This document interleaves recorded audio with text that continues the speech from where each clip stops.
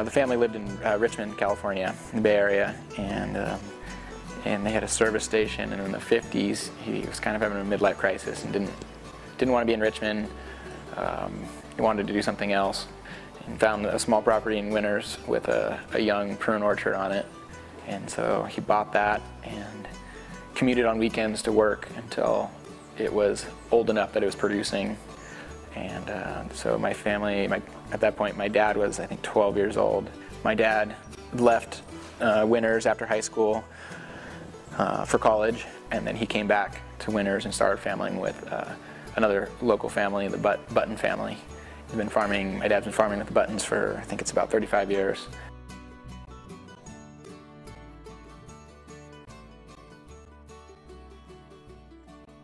Well, the biggest thing I taught myself and all my brothers was how to work. I mean, when we were working in the summer, during the summer, our dad would have us out there at 6 in the morning working with everyone, you know, till 4:30, sometimes 6. Never had any pressure on any of us, which in hindsight I can appreciate a little bit more, having, you know, for him having 3 sons.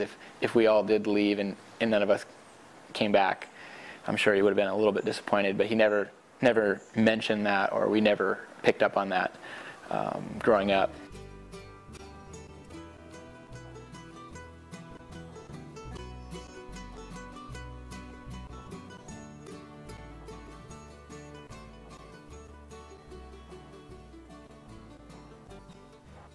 Yeah, I thought I wanted to be a cowboy when I was younger, so, because I thought plants were boring. I saw what my dad did, and I just thought it was boring to be a farmer, because plants don't move, they don't do anything.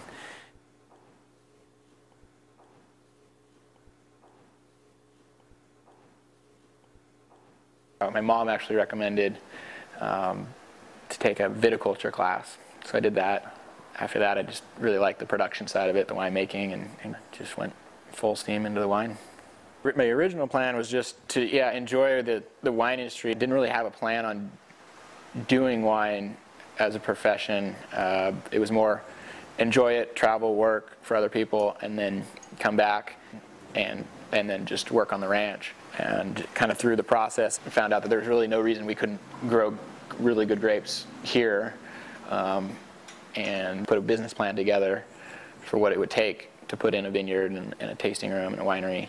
And it kind of just took off from there. Short-term goals is to make good wine, build the brand, and have this business stand on its own. I'd like to keep this winery small. I would like to continue farming. I'd love to grow the vineyard faster than I'd like to grow the winery. It's a matter of just getting other wineries to start up in this area, selling fruit over to Napa, other areas. If we can plant some more grapes, I'd be happy with that. Take the best of the best for our own programs here, and sell the rest.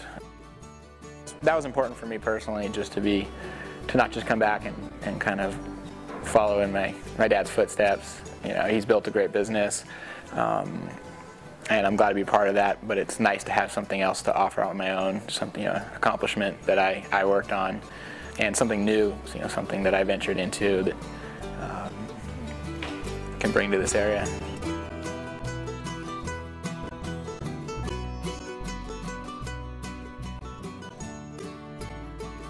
When I went off for college, I didn't want to have anything to do with agriculture. I had worked on the family farm for, every summer since I was 11. And so I went to college, wanted to do sports medicine, kind of realized after a year, less than a year, that that's not what I wanted to do.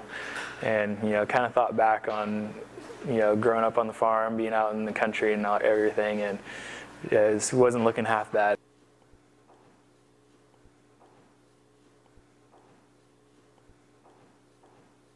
And specifically one class where there was a sensory evaluation of wine, and we were doing this test to discover where our threshold for bitterness was.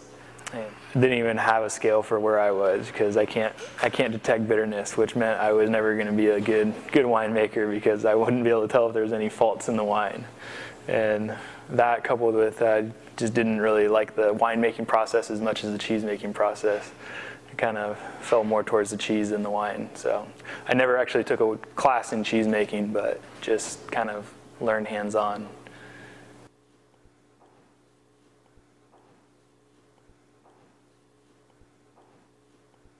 First, my brother asked me to make him some cheese for their grand opening.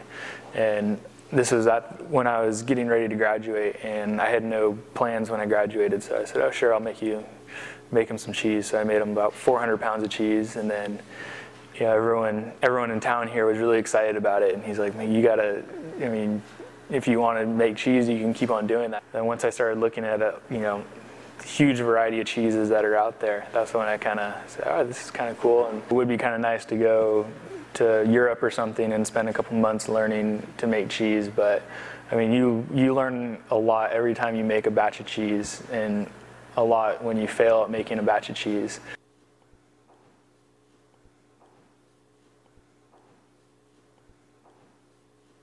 Right now I'm just working on new cheeses and developing those and building sales for the company. And then if everything's successful, then it would be nice to have my own little creamery up here, and we'll see. I've always wanted to explore other opportunities before I kind of come back and say, all right, Dad, I want to work with you for a while.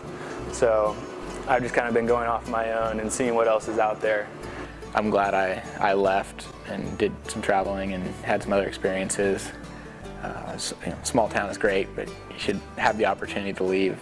And, if you come back on your own terms, it's fine, but it's the people who never leave, it's a little tough for.